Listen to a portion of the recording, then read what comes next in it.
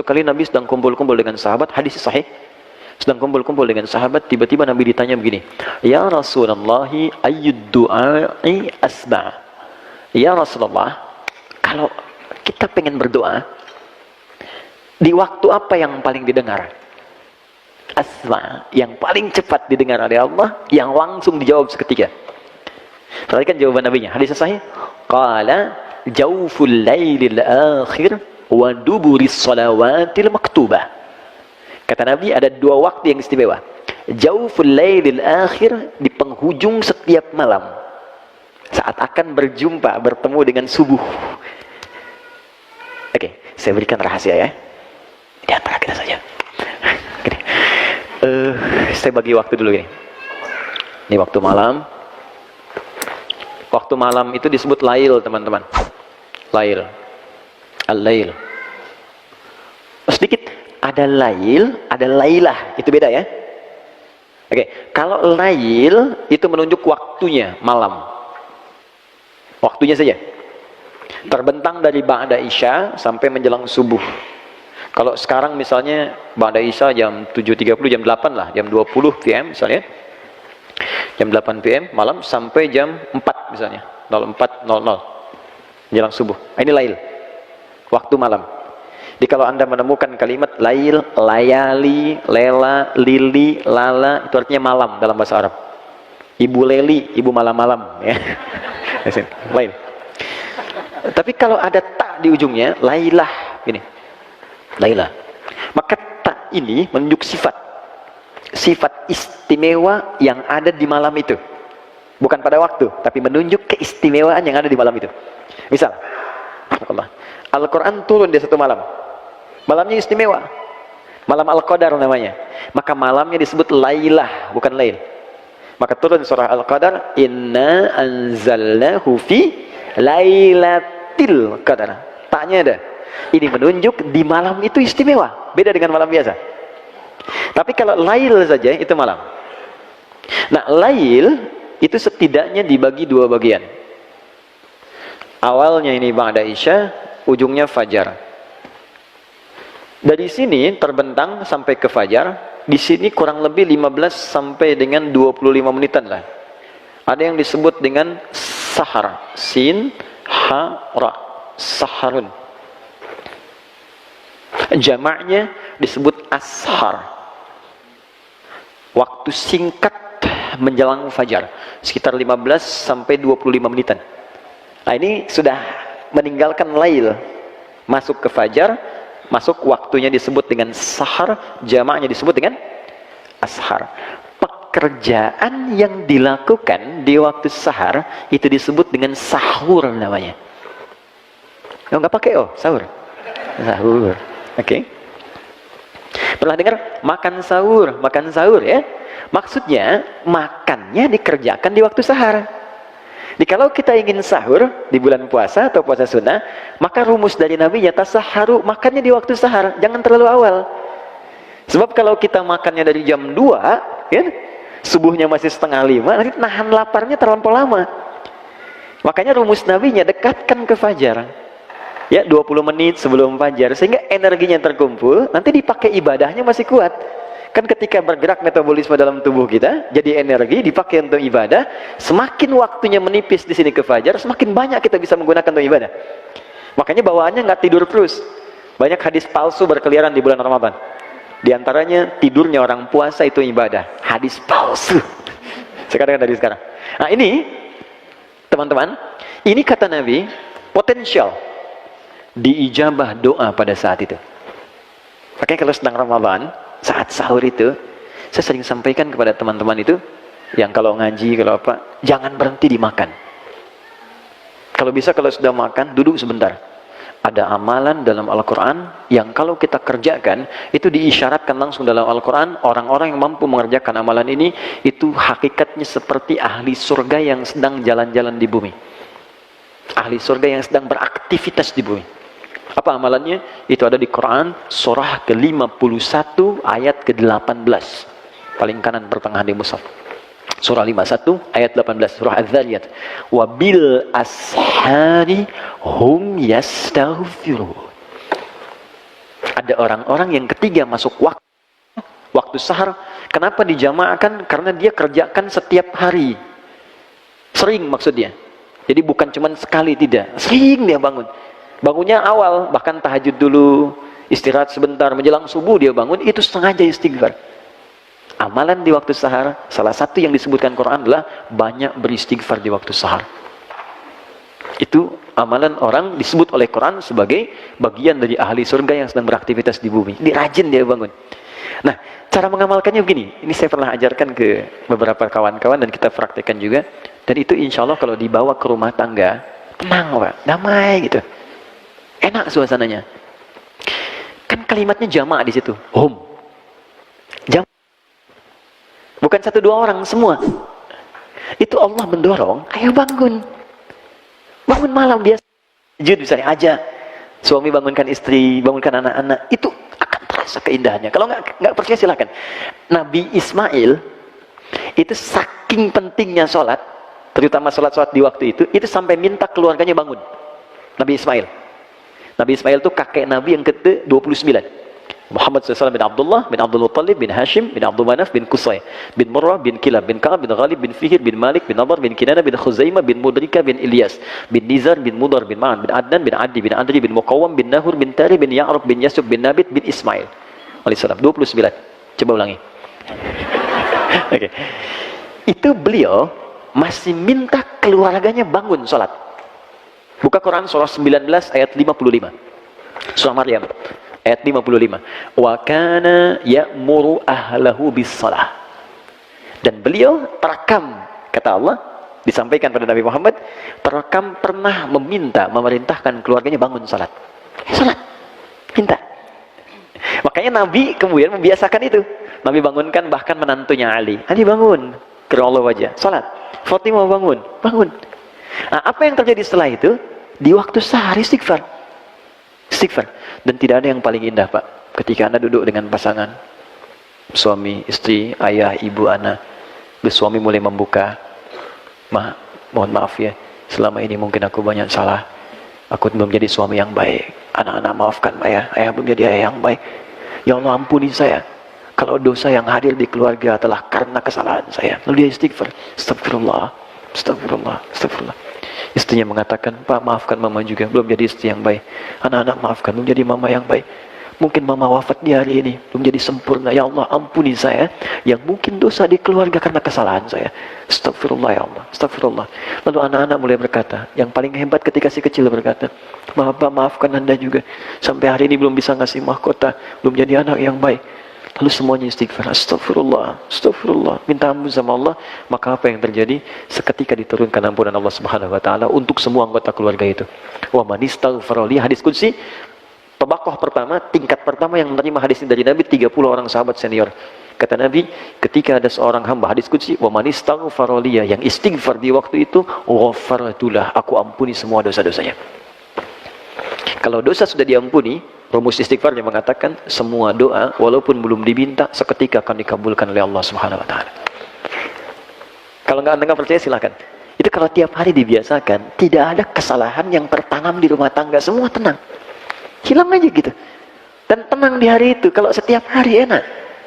Semua mengoreksi, semua mendekati Allah, dan nanti Anda akan merasakan dampaknya ada kemudahan dalam kehidupan. Itu satu. Yang kedua, duburi shalawatil mafruḍah atau maktubah, di setiap penghujung sholat fardu. Di setiap penghujung sholat fardu, akhir sholat fardu. Ingat, bukan sholat sunnah ya, bukan sholat sunnah. Akhir sholat fardu. Letaknya sebelum salam. Oke. Sebelum salam. Dalilnya dari mana tahunya ini? Hadis riwayat Muslim. Nomor hadis 588. Yang meriwayatkannya sahabat Abu Hurairah radhiyallahu taala anhu, nama aslinya Abdurrahman bin Sakhr. Sebelum masuk Islam, ini mu'alaf. Sebelum masuk Islam namanya Abdus Syams, Majusi, pindah Kristen. Kemudian masih mencari-cari sampai bertemu Nabi di Madinah, masuk Islam. Dan masuk Islamnya itu 3 tahun sebelum Nabi wafat. Kurang lebih usia Nabi 60 tahun. Jadi Nabi sudah agak lemah, kalau sholat kakinya bermasalah, makanya turunnya beliau menggunakan telapak tangan saat turun. Pernah saya bahas di pertemuan yang lalu ya. Kalau teman-teman review, Anda temukan kalimat itu. Kemudian yang paling hebat begini, karena sadar beliau itu baru belakangan masuk Islam, keduluan Abu Bakar, Umar, Utsman, Ali dan yang lainnya, maka perhatikan prinsip para sahabat ketika mereka merasa terlambat dibandingkan yang lain. Maka apa yang dikatakan Abu Hurairah, saya akan gunakan sisa hidup saya untuk menyusul kawan-kawan saya. Dia susul. Jadi yang teman-teman sahabat Abu Bakar, Umar, mungkin belajar dengan Nabi sehari, nggak setiap hari Pak, Ibu, dengan Nabi. Nggak setiap hari. Mungkin dengan Nabi 2 jam, 3 jam, ya, ada yang ikut ta'lim saja. Kan mereka juga berbisnis. Abu Bakar bisnis, Utsman bisnis, nggak setiap waktu ketemu Nabi. Ya, Abbas paman Nabi bisnis, makanya beliau ta'lim itu nggak setiap waktu. Nabi punya majelis ta'lim, hari Kamis khusus untuk ibu-ibu, akhwat. Selebihnya nanti ikhwan. Nggak setiap waktu Abbas bisa ikut ta'lim. Tapi setiap akhir pekan liburnya mampir ke majelis Nabi sampai hafal 200 hadis. Tapi yang hebat begini, kalau saya masih ada kesibukan begini untuk bisa berinfak, jadi mereka itu bisnis itu untuk bisa zakat, bisa infak. Yang dikejar akhirat juga. Itu prinsipnya. Kalau saya nggak hafal hadisnya, anak saya yang mesti hafal. Kalau saya nggak dapat Qur'annya, anak saya yang dapat.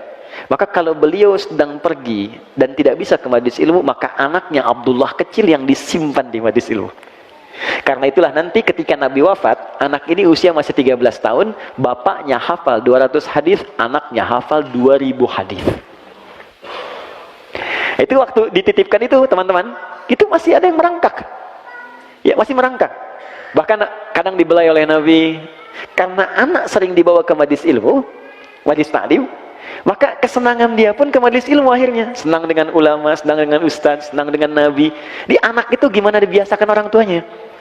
Anda ajarkan dari kecil kalimat baik, subhanallah, alhamdulillah, Allahu akbar, itu yang keluar di lisannya. Saya pernah lihat tahun lalu kurang lebih, ada anak tuh mau disuntik. Anak kecil. Begitu mau disuntik yang keluar kalimat thayyibah. Astagfirullah ya Allah, ampuni dosaku ya Allah. Anak kecil.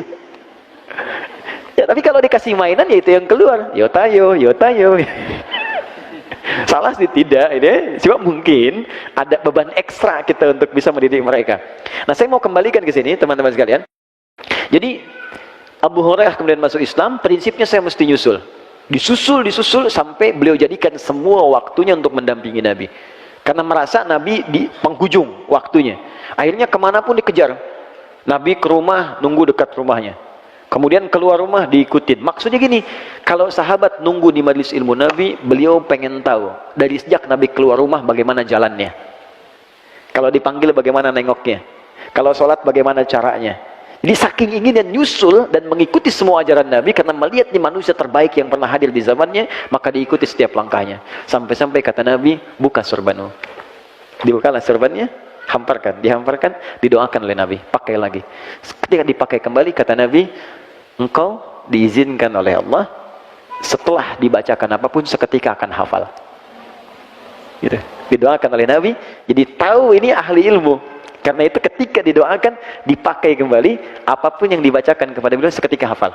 Yang mewarisi ini nanti Al-Imam Al-Bukhari. Nanti ibu saya sarankan, ibu cari buku tentang biografi Al-Imam Al-Bukhari, ibu perhatikan amalan ibunya. Karena single parent. Jadi nanti sudah meninggal, bapaknya, kemudian anaknya matanya buta, ibunya melakukan amalan, itu berdampak kepada anak. Dari mulai anaknya sembuh dari kebutaannya sampai punya kepintaran luar biasa. Imam Al-Bukhari itu sekali baca seketika hafal. Saya tadi cerita di Tanah Kusir. Jadi Al-Bukhari saat muda dikenal ahli hadis, diundang ke Irak pusat ilmu oleh 10 ulama. Undangannya silaturahim. Begitu masuk ruangan kosong, nggak ada apa-apa, cuman ada kursi satu di tengah begini, dikelilingi ulangan 10 letter O. Apa yang terjadi? Ternyata diuji. Satu orang ulama menguji beliau dengan 10 hadis yang diacak semua sana dan matanya. Jadi nggak tersusun rapi, diacak. Satu orang mengatakan, ada hadis bunyinya begini, sampai 10. Menurut kamu, apakah hadisnya benar atau tidak? Kata Al-Bukhari, sebentar, selesaikan dulu 10-10-nya baru saya jawab. Ini 10 orang selesaiin dulu 100 hadis. Begitu sudah selesai, dijawab oleh beliau dari urutan pertama sampai yang terakhir tanpa salah sedikit pun. Sejak saat itu mendapatkan gelar Imamul Muhadditsin, kita sebut Imam Al-Bukhari. Dari situ peristiwanya. Nah, kembali ke hadis tadi, Abu Hurairah meriwayatkan hadis sampai hafal 7.000 hadis. Ya.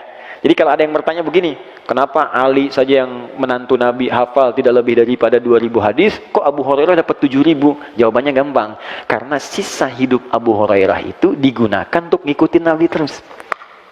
Sama dengan begini, ada anak 5 tahun hafal Quran, 50 tahun belum hafal. Kenapa? Karena anak itu memang fokus digunakan usia untuk menghafal saja. Jelas ya? Apa bunyi hadisnya? Idza tashahhada ahadukum. An Abi Hurairah radhiyallahu ta'ala anhu qala, hadis riwayat sahabat Abu Hurairah menyampaikan dari Nabi sallallahu alaihi wasallam, idza tashahhada ahadukum, jika Anda menunaikan tasyahud akhir dalam salat. Fokus. Jika Anda menunaikan tasyahud akhir dalam salat, fas'alu bi arba'in, maka mintalah 4 hal. Ya. Fokus teman-teman. Lihat sini. Ada 2 waktu dikabulkan doa dengan cepat. 1, ini saat waktu sahar. Yang kedua sesaat sebelum salat berakhir. Jika dalam posisi ini, tasyahud akhir sebelum salam, kita punya kesempatan untuk meminta apa yang kita mintakan. Saya yakin kalau Anda diberikan waktu, misalnya ada waktu 1 menit, minta apa aja dikasih. Mau minta apa? Wah, masa banyak tuh, minta kaya, minta karir, minta surga, ya kan? Minta suami soleh, minta istri solehah, minta anak-anak soleh, banyak semua minta. Kata Nabi, kalau mau minta 4 ini, yang lain akan ikut semua. 4. Kita hafal doanya. Apa yang 4 ini? Ini hadisnya, hadis Muslim, nomor hadis 588. Allahumma inni, oke, a'udzubika, 1, min azabi jahannam. 2, wa min azabil qabri. 3, wa min fitnatil mahya wal mamat. Oke. 4, wa min syarri fitnatil masihid dajjal. Oke. Kalau kita kerjakan ini dengan baik, bukan sekedar doa yang dikabulkan, tapi Allah akan bimbing kita selamat dari mulai hidup dunia sampai kembali kepada Allah ke akhirat. Saya hapus sebentar. Bismillah. Ya Allah, sabar ya Allah. Alhamdulillah, pahala sabar cepat. Oke. 1. Bismillah. Izin ya, sambil nulis. Allahumma inni a'udzubika min azabi jahannam. 1, berlindung dari siksa jahannam. 1, berlindung dari siksa neraka jahannam.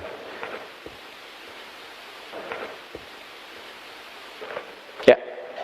2, wa min azabil qabri, dari siksa kubur. Siksa kubur. 3, wa min fitnatil mahya wal mamat. Ini yang kita butuhkan sekarang. Jadi kalau kita berlindung menyebut ini, wah, hoax, bulian, caci makian, gak akan ngaruh ke kita. Hilang, lewat semua. Ya. Fitnatil mahya, fitnatil mahya wal mamat. Fitnah semasa hidup, juga saat wafat. Duh, kasihan banget nih, hidup di fitnah, wafat di fitnah juga. Oke, terakhir 4, wa min syarri fitnatil masihid dajjal. Ini yang paling buruk, dan ini ujian keimanan yang paling dahsyat. Ya. Dan sebagian tanda-tanda kecilnya itu udah mulai nampak nih.